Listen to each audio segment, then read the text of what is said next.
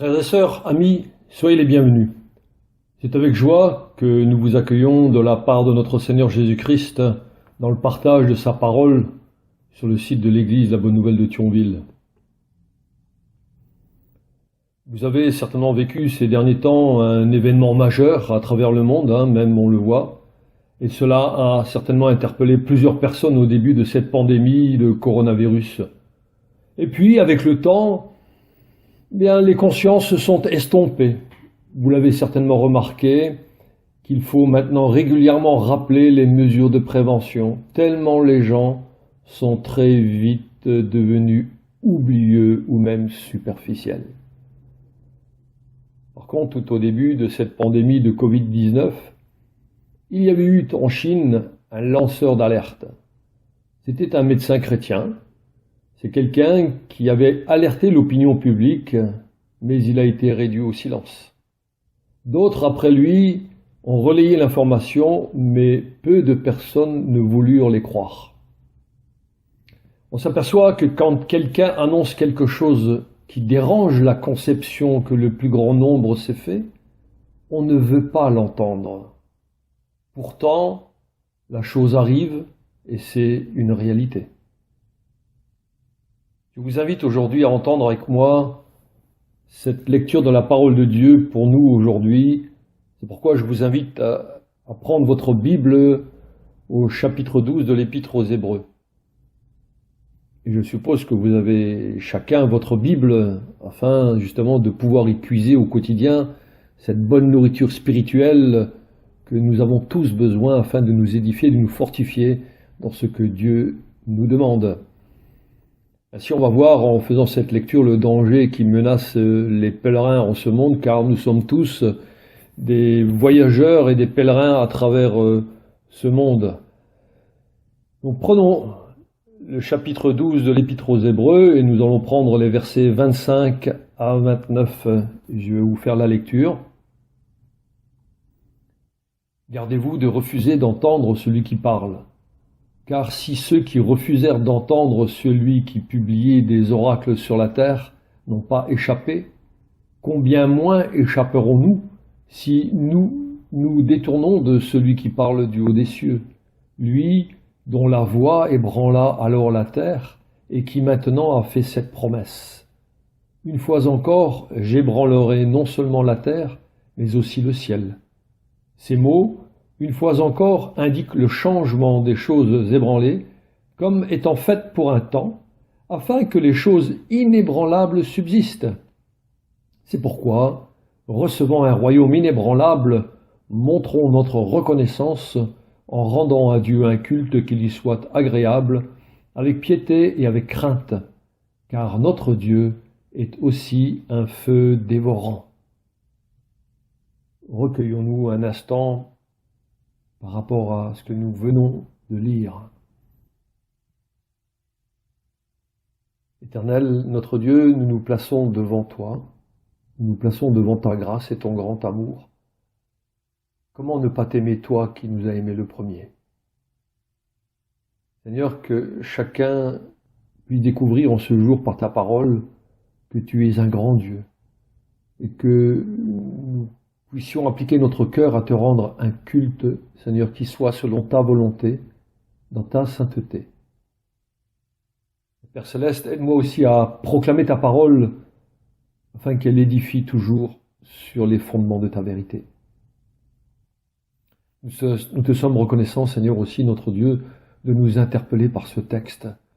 Que cela produise encore en nous le vouloir et le faire dans la joie et la reconnaissance de ton grand amour pour nous qui a été manifesté en Jésus-Christ. Amen. Nous voyons que dans notre société, nous avons reçu des consignes des autorités pour éviter d'être atteints par le virus qui sévit dans le monde. Et nous y avons obéi. Ainsi, si de par le monde des hommes parlent et qu'on les écoute, à bien plus forte raison devrions-nous écouter la parole de Dieu. Ce que Dieu a à nous dire est d'autant plus important que nous l'avons lu par cette lecture de jour. C'est qu'il va détruire la terre et toute vanité humaine qu'elle renferme. Ainsi, le titre de ma prédication sera « Ne refusez pas d'entendre Dieu ». Et dans le fait de ne refuser pas d'entendre Dieu, nous allons prendre 5 arguments exposés dans ce texte. Parce que Dieu parle, et on va voir maintenant comment l'homme répond, sachant que Dieu jugera le monde. Mais l'homme racheté rend gloire à Dieu. Mais nous savons aussi qu'il y a un danger, car Dieu est aussi un feu dévorant. Ce texte aux Hébreux nous ramène toujours dans le service à la gloire et à la sainteté de Dieu. Vous l'aurez certainement remarqué depuis le temps que je fais cette lecture suivie dans l'Épître aux Hébreux. Et rappelons-nous que nous sommes nés pour glorifier Dieu. On ne le répétera jamais assez. Une question. Vous est-il déjà arrivé de parler et de remarquer que personne ne vous écoute ? C'est frustrant, n'est-ce pas? Bon, c'est vrai que le contexte y est quelquefois pour beaucoup, car dans certaines rencontres, chacun veut y amener ses idées, ses positions, et souvent cela n'aboutit à rien ou à pas grand-chose. Il y a même quelquefois une surenchère dans les paroles, alors on parle plus que l'on prend le temps d'écouter. Mais si vous êtes invité à une réunion et qu'au départ chacun parle avec son voisin, comme cela se fait naturellement, vient le moment où celui qui vous invite prend la parole. Alors, on fait silence pour l'entendre. En principe, on ne va pas refuser d'entendre ce qu'il va dire, tout au moins on va l'écouter. Sinon, ça serait vraiment offensant pour celui qui vous a invité, n'est-ce pas? Pourtant, c'est ainsi que certaines personnes agissent à l'égard de Dieu. Ils sont invités et ils ne l'écoutent pas. Dieu parle cependant tantôt d'une manière, tantôt d'une autre, et l'on n'y prend point garde. Ainsi Dieu parle. Et parce que Dieu n'est pas limité pour se faire connaître, il le démontre par 3 moyens de révélation qui sont la création, Christ et la Bible. Et le premier moyen est aussi appelé la révélation générale qui prouve l'existence de Dieu et par là même comment Dieu parle. Ainsi c'en est la création. Et c'est cette beauté de la création qui est révélatrice de l'existence de Dieu. D'ailleurs, un roi Inca qui offrait des sacrifices humains au soleil dont il avait fait son Dieu va faire une découverte qui va changer sa vie et la vie de son peuple. C'est alors qu'il contemplait pendant une nuit le ciel étoilé. Il a été soudain pris d'un immense vertige face à la voûte céleste. Et il a compris que le dieu Ra, le dieu soleil qu'il s'était fait, n'était pas le vrai Dieu. Sa conscience a été troublée au point qu'il n'a plus offert de sacrifice humain. Il venait de saisir que tout être humain avait une importance puisque Dieu était créateur de toutes choses et qu'il avait créé l'être humain. Ainsi, il n'offrit alors plus que des animaux et des végétaux. Et vous savez quoi? Tout le peuple s'en était bien porté. Car ce qui peut se connaître de Dieu est manifeste. Ce qui ne peut se voir de lui et sa puissance éternelle et sa divinité se discerne par le moyen de l'intelligence, par les choses qui sont faites, c'est-à-dire la création de Dieu, et je cite Romains chapitre 1, versets 19 et 20. Pour la suite, c'est le psaume 19, versets 1 et 3, qui nous dit « Les cieux racontent la gloire de Dieu, et l'étendue annonce l'ouvrage de ses mains. Il n'y a point de langage, il n'y a point de parole. Toutefois, leur voix est entendue. » Et par ces 2 textes, nous voyons que la création parle elle-même de Dieu. Ensuite, dans le cours du temps, Dieu a parlé par le Fils. C'est la révélation particulière ultime qui s'est faite dans la perfection. Dieu parle par Jésus le Fils. Et regardez comment commence l'Épître aux Hébreux, chapitre 1, versets 1 à 3. Après avoir autrefois, à plusieurs reprises et de plusieurs manières, parlé à nos pères par les prophètes, Dieu nous a parlé par le Fils en ces jours qui sont les derniers. Il l'a établi héritier de toutes choses, et c'est par lui qu'il a fait les mondes. Ce Fils, qui est le rayonnement de sa gloire et l'expression de son être, soutient toutes choses par sa parole puissante. Après avoir accompli la purification des péchés, il s'est assis à la droite de la majesté divine dans les lieux très hauts. Voyez-vous, personne n'a jamais vu Dieu, le Fils unique qui est dans le sein du Père, et celui qui l'a fait connaître, Jean 1, 18. Nous voyons ainsi que par ces textes que Dieu parle par la personne de Jésus-Christ. Dieu est devenu un être humain pour s'identifier à nous, pour être un modèle pour nous enseigner, et surtout pour voir à notre salut en s'humiliant lui-même jusqu'à la mort sur la croix. Jésus-Christ est l'ultime révélation spéciale de Dieu qui se révèle à nous par sa parole. Ainsi Dieu parle par la Bible et l'Esprit Saint. La Bible, c'est la parole de Dieu. Elle n'est pas, comme certains prétendent, une des paroles de Dieu, ni même un livre où Dieu parle simplement pour parler. Non, elle est véritablement la parole de Dieu. Et cette parole, elle est créatrice, elle est transformatrice pour ceux qui l'acceptent. Oui, amis, et vous qui entendez, si vous écoutez la parole de Dieu, vous allez voir que cette parole va vous transformer. Elle va même créer en vous quelque chose de nouveau. Elle va créer en vous une soif de connaître Dieu. Ainsi, chacun peut rencontrer Dieu en l'écoutant et en mettant sa parole en pratique. Écoutez, sans mettre sa parole en pratique, ce n'est pas écouter. Cela signifie simplement désobéir. Si notre cœur est disposé à recevoir tout ce que le Seigneur veut nous dire, même si cela peut paraître difficile, alors nous allons entendre que Dieu nous parle de façon claire et sans ambiguïté, parce qu'il veut qu'on le comprenne. Avant, Dieu parlait sur la terre. Et Hébreux 12, versets 18 à 21, nous rappelle que Dieu a donné ses directives depuis le mont Sinaï, mais cela était pour un peuple et pour une période définie dans le temps. Car le plan de Dieu était d'amener toute l'humanité à le connaître lui, le seul vrai Dieu, par celui qu'il a envoyé, Jésus-Christ. Ainsi, ce n'est plus un peuple, mais tous les peuples de la terre qui sont concernés par le message de la bonne nouvelle du salut. La portée de la parole de Dieu est universelle et éternelle et rien ne peut la faire changer.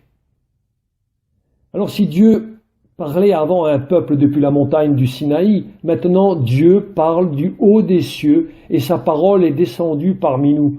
C'est l'évangile de Jean, chapitre 1, verset 14, qui nous le précise. Il dit « Et la parole a été faite chair. Elle a habité parmi nous, pleine de grâce et de vérité.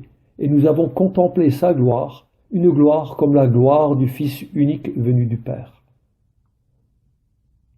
Nous voyons que la parole s'est faite chair et l'autre nom de Jésus, c'est Emmanuel, Dieu avec nous. Ainsi, nous qui entendons la parole, nous avons à garder la parole de Dieu parmi nous, en nous et en l'appliquant à notre vie.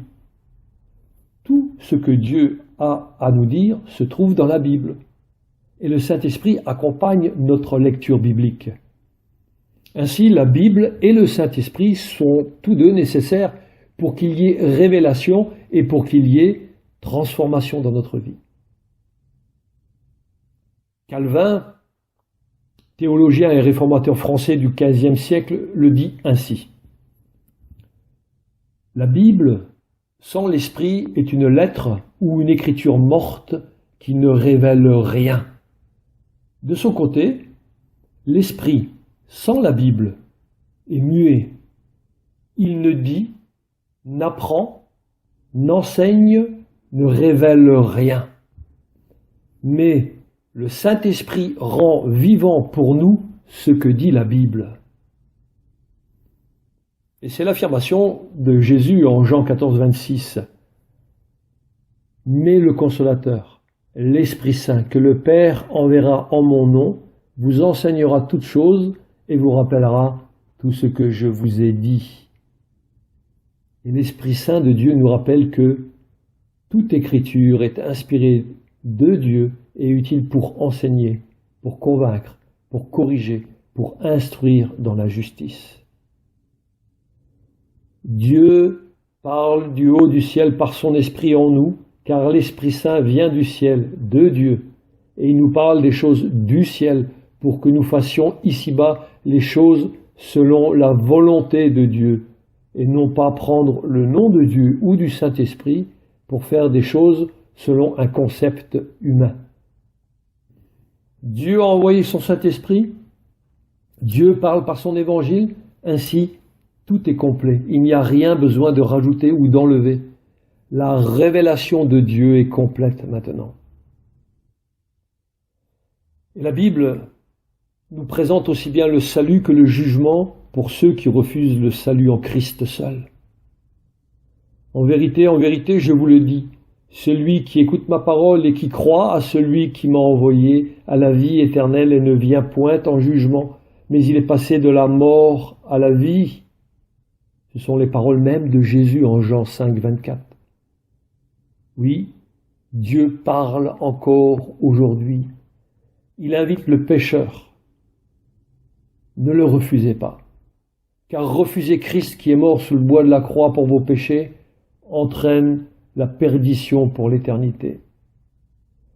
Si vous rejetez l'Évangile, vous êtes encore plus responsable que ceux qui transgressèrent la loi dans l'Ancienne Alliance, car vous avez un privilège aujourd'hui qui est d'autant plus grand. Vous avez toute la révélation qui est dans la Bible, ainsi votre responsabilité est plus grande aussi.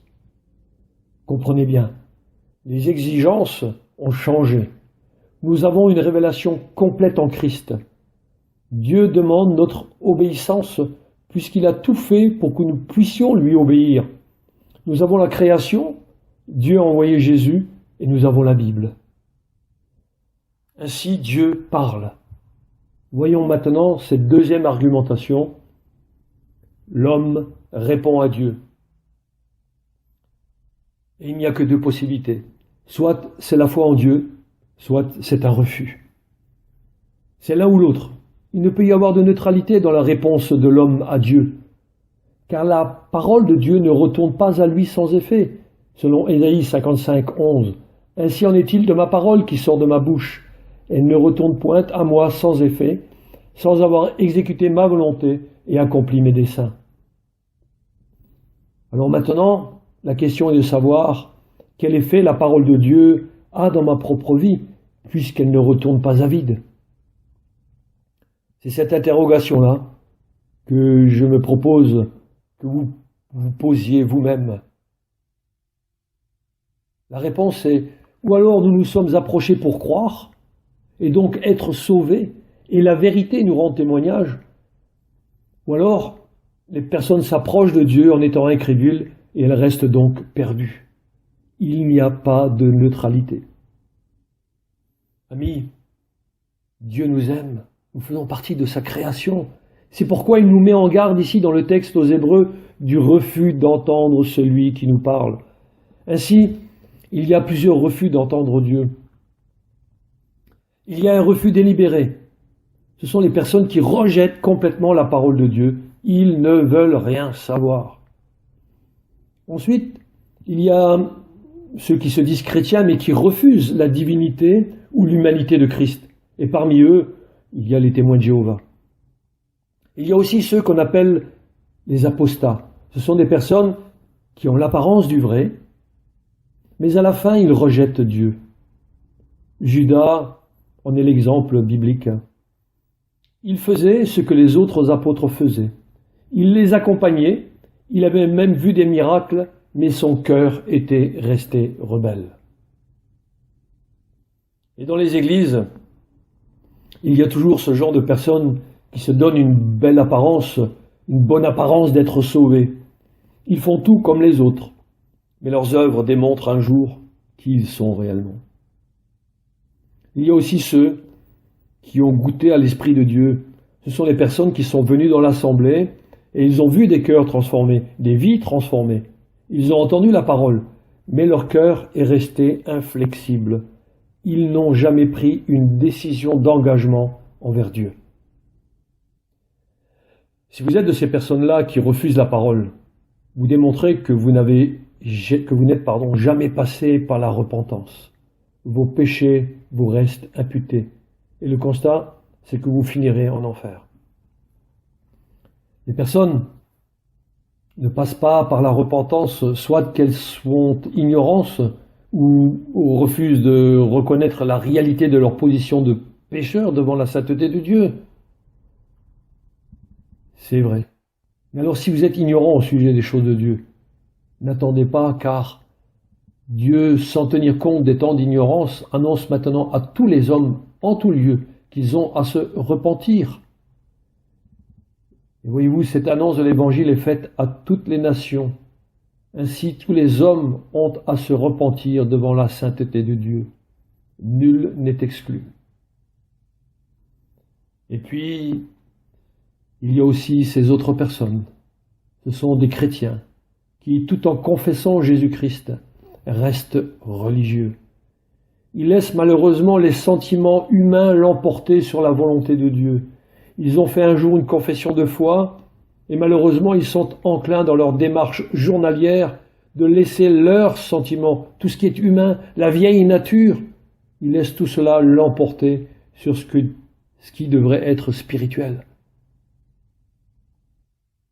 Si vous êtes de ces personnes-là, sachez qu'au fond de vous, il y a en réalité un problème de conversion. Mais il y a un avertissement solennel dans notre texte du jour. Prenez garde de ne pas être de ces personnes-là. Parce que, c'est mon troisième point, c'est Dieu jugera le monde.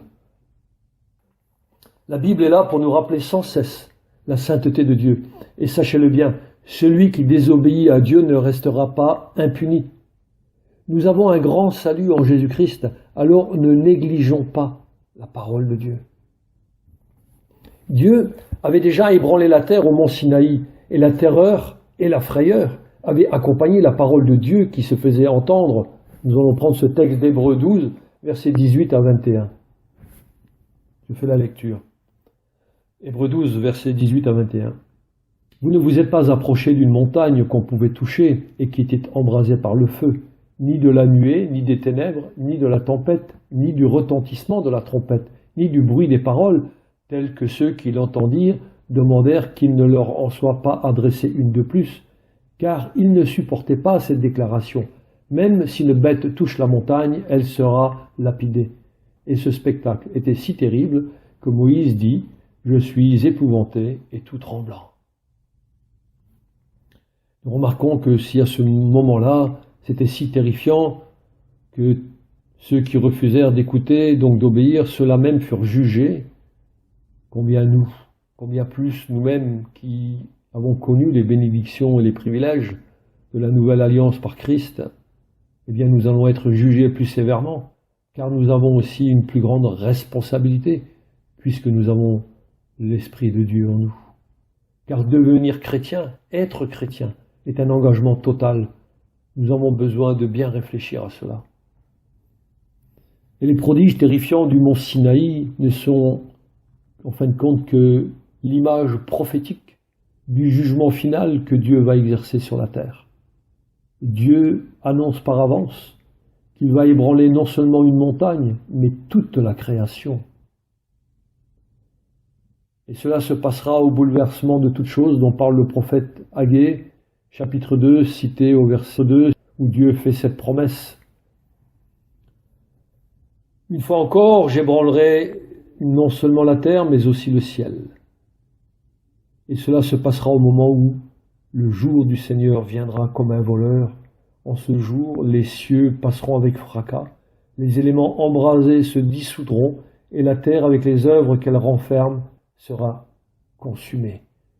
C'est 2 Pierre, chapitre 3, verset 10, qui nous le précise. Alors voyez-vous, nous ne savons pas quand cela arrivera, mais une chose est sûre et certaine, nous sommes avertis que cela arrivera. Vous avez certainement, et même très certainement, remarqué que les actualités mondiales nous montrent que tout est ébranlé en ce moment.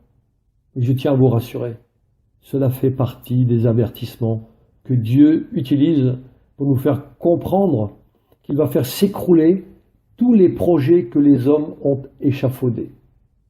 Dieu veut nous interpeller par les choses que nous vivons, car son but, c'est de nous révéler les réalités éternelles. Beaucoup trop de personnes, malheureusement, bâtissent leur vie sur ce qui peut être ébranlé, et cela même parmi les chrétiens. Cela, c'est bien sûr à déplorer, mais c'en est ainsi. Il y a dans notre texte du jour un avertissement solennel. Le monde matériel disparaîtra, et avec lui tous ceux qui ont bâti pour ce monde. Et 2 Pierre 3, versets 11 à 13, nous avertit également, il nous dit « Puisque tout cela est en voie de dissolution, combien votre conduite et votre piété doivent être saintes. Attendez et hâtez l'avènement du jour de Dieu, jour à cause duquel les cieux enflammés se dissoudront et les éléments embrasés se fondront.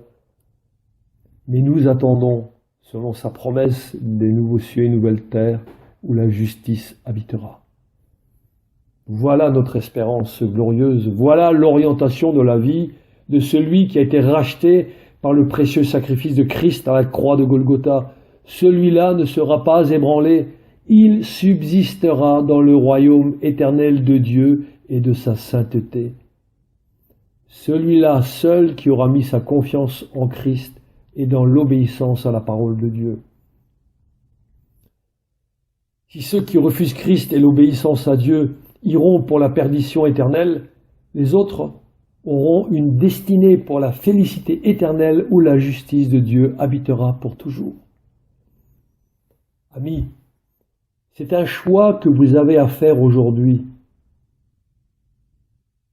Et nous qui sommes chrétiens, nous devons prendre garde à cela. C'est pourquoi, recevant un royaume inébranlable, montrons notre reconnaissance en rendant à Dieu un culte qui lui soit agréable avec piété et avec crainte. Le « c'est pourquoi » définit ce qui a été dit. Nous avons reçu de la part de Dieu un royaume inébranlable, et c'est cette réalité qui doit susciter en chacun de nous une reconnaissance des plus ferventes, parce que rien ne pourra nous séparer de l'amour de Dieu. Cela est aussi notre force motivante qui procure l'endurance nécessaire dans le service. D'où cette puissante motivation, ce sera mon 4e point, l'homme racheté rend gloire à Dieu. Nous devons une grande reconnaissance à Dieu pour son salut. Alors comment ne pas l'exprimer? Comment ne pas lui exprimer ces choses en lui rendant un culte agréable, avec piété et avec crainte? Oui, c'est ce que Dieu attend de nous. Le culte agréable est un culte que Dieu agrée parce qu'il est rendu selon sa parole seulement. C'est quelque chose qui entre dans la notion de l'agriculture, c'est ce que l'on doit cultiver. Vous comprendrez bien qu'il y a là une notion de persévérance à bien faire pour porter du fruit à la gloire de Dieu. Il y a, depuis la Réforme, 2 principes d'adoration que l'homme veut mettre en avant pour glorifier Dieu. Le premier principe, c'est celui qui dit en quelque sorte que tout ce que Dieu n'a pas interdit est donc toléré. Cela est donc toléré. Exemple, si les cierges ne sont pas interdits dans le culte, donc on peut les tolérer, et ainsi de suite. Par contre, il y a l'autre exemple, c'est ce qu'on appelle le principe régulateur, qui met en avant que ce qui n'est pas toléré ou inscrit dans la parole de Dieu, eh bien cela est interdit. On appelle cela le principe régulateur, car c'est la Bible qui régule nos pensées et nos actions. Ainsi, tout ce que n'exige pas la parole est interdit. Selon vous, quel principe est le plus biblique? En tout cas, pour nous, à l'Église baptiste, c'est ce principe régulateur que nous adoptons pour le culte dans l'Assemblée. Le mot culte, en grec, est latréo, c'est-à-dire il y a une notion de servir, la notion de service, mais pas seulement limitée dans un édifice, dans un temps ou un lieu donné, mais cela englobe toute l'activité quotidienne, journalière de l'homme. Et le culte doit être agréable. En grec, cela se dit euarestos, qui est un adverbe et non pas un adjectif. Et cet adverbe démontre aussi une continuité. Il n'y a pas d'interruption. C'est une persévérance constante, de manière satisfaisante et agréable dans le service fidèle. Et cela dans une position continuelle de donner gloire à Dieu tous les jours, pas seulement une fois de temps en temps, comme on pourrait le comprendre ou vouloir le faire comprendre le dimanche simplement, lors de notre réunion d'assemblée. Voyez-vous, Dieu ne regarde pas uniquement la sincérité du cœur en faisant fi de tout le reste, car quelqu'un peut être sincère et être sincèrement dans l'erreur. D'ailleurs, tous ceux qui ont pris l'autoroute à contresens ont souvent cru que c'était les autres qui étaient à contresens. Ainsi, s'il n'y a aucune volonté de votre part de sortir du mensonge ou de l'erreur, alors votre culte ne peut pas être agréable à Dieu. Parce que adorer Dieu avec piété signifie prendre des précautions et faire preuve de prudence. Le mot piété est en grec aidos, se rapporte à la pudeur, à la modestie. Cela correspond à une disposition intérieure qui se voit aussi à l'extérieur. C'est peut-être intérieur dans le cœur, mais ça se voit aussi d'une manière générale à l'extérieur de l'homme. Et pour crainte, le mot grec est eulabeias et se rapporte aux actions, aussi bien dans l'assemblée que dans notre vie. Vous aurez compris que la crainte de Dieu nous pousse à faire ce qui est droit et juste aux yeux de Dieu. Si vous avez déjà été saisi d'une crainte de Dieu devant vos péchés, cela signifie que vous êtes passé par la repentance. Alors vous savez ce que cela signifie crainte. Parce que personne ne peut s'approcher de Dieu de n'importe quelle manière. Et rendre un culte à Dieu dans la crainte et la piété, c'est avoir conscience de la grandeur et de la sainteté de Dieu, ce qui nous amène à être attentifs et à même à être très attentifs à nos émotions, à nos pensées, tout en faisant attention à ce que nous faisons, à nos actions devant Dieu, que ce soit dans l'assemblée ou dans notre vie quotidienne. Sachant qu'un jour, tout cela doit passer au crible de sa sainte présence. Ce n'est que dans cette réalité de conscience que l'homme racheté peut rendre gloire à Dieu. Mais si nous ne prenons pas garde, nous risquons ou nous courons un réel danger, car notre Dieu est aussi un feu dévorant. C'est mon 5e point. Et il est fait référence ici au 2e commandement donné en Deutéronome 4, versets 23 à 24. Je fais la lecture, Deutéronome 4, versets 23 à 24. Veillez sur vous, afin de ne point mettre en oubli l'alliance que l'Éternel, votre Dieu, a traitée avec vous, et de ne point vous faire d'image taillée, de représentation quelconque, que l'Éternel ton Dieu t'ait défendu. Car l'Éternel ton Dieu est un feu dévorant, un Dieu jaloux. Ici, il ne s'agit pas d'une simple figure de style. Oui, effectivement, vous adorez Dieu. Et il est évident que nous ne faisons pas de statues ou d'images ou de médailles qui représenteraient Dieu. Et ce texte va plus loin. Dieu nous met en garde de ne pas l'adorer selon nos préférences, selon nos volontés humaines, de faire de Dieu une image à notre interprétation de qui on voudrait qu'il soit. Alors gardons-nous de bien vouloir représenter Dieu d'une manière quelconque, c'est-à-dire comme nous, on le voudrait, parce que Dieu est littéralement un feu dévorant lorsqu'il n'est pas adoré selon ses instructions. Et regardons l'avertissement de Dieu en Lévitique 10, versets 1 et 2. Les fils d'Aaron, Nadab et Abihu, prirent chacun un brasier, y mirent du feu et posèrent du parfum dessus. Ils apportèrent devant l'Éternel du feu étranger, ce qu'il ne leur avait point ordonné. Alors le feu sortit de devant l'Éternel et les consuma. Ils moururent devant l'Éternel. Voilà ce qui est arrivé sous l'ancienne alliance, et cela a été un avertissement pour toute l'assemblée, afin qu'elle prenne conscience du respect de la volonté de Dieu. Et cela est encore valable pour nous aujourd'hui qui sommes sous la nouvelle alliance. Ne vous méprenez pas. Ne vous méprenez pas. Si vous n'êtes pas consumés comme Nadab et Abihu, alors que bien même vous seriez en contradiction avec la parole dans quelque domaine que ce soit, ne dites pas en vous-même que si Dieu ne nous punit pas, eh bien cela démontre que ce n'est pas si grave que cela. Non, les exigences de Dieu sont toujours là et nous avons tous besoin de les rechercher. Vous pouvez dire en vous-même que Dieu est bon, que Dieu pardonne. Oui, c'est vrai, Dieu pardonne, mais uniquement si vous vous repentez de votre mauvaise voie. Sinon, vous allez étouffer le Saint-Esprit en vous et vous allez être de plus en plus récalcitrant à l'œuvre de Dieu et cela se verra de plus en plus.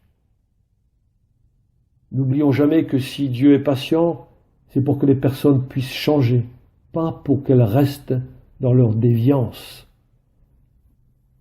Nadab et Abihu sont un exemple de ce que le feu de Dieu va dévorer dans l'assemblée du Seigneur.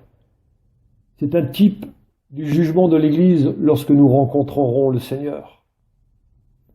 1 Corinthiens 3, versets 13 à 15, je vous invite à prendre ce texte, nous le précise très bien.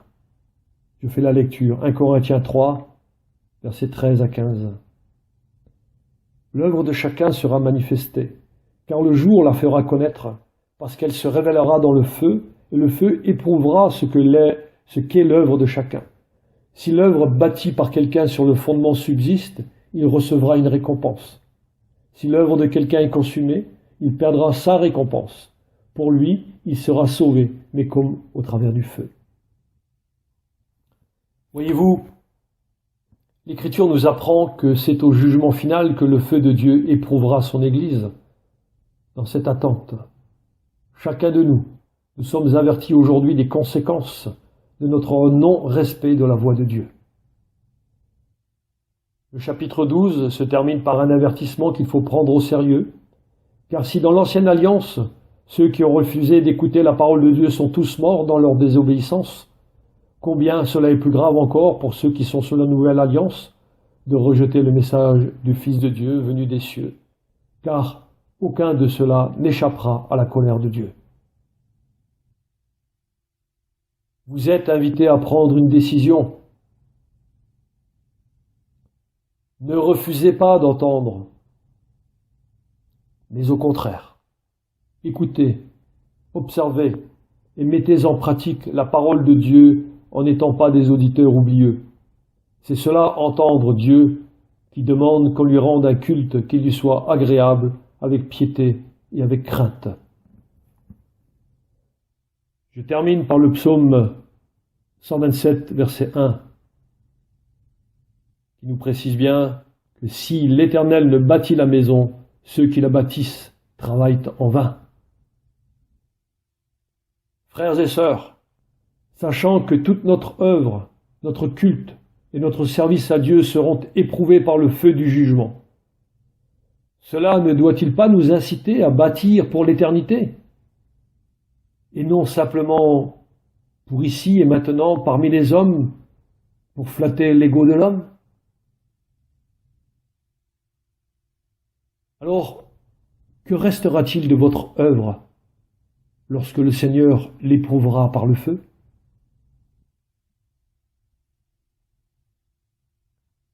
Si certaines personnes sont dans la peur, nous pouvons être confiants. Alors, travaillons pour qu'il ne reste pas que des cendres lorsque notre œuvre sera éprouvée par le feu. C'est pourquoi ne refusez pas d'entendre Dieu. Amen.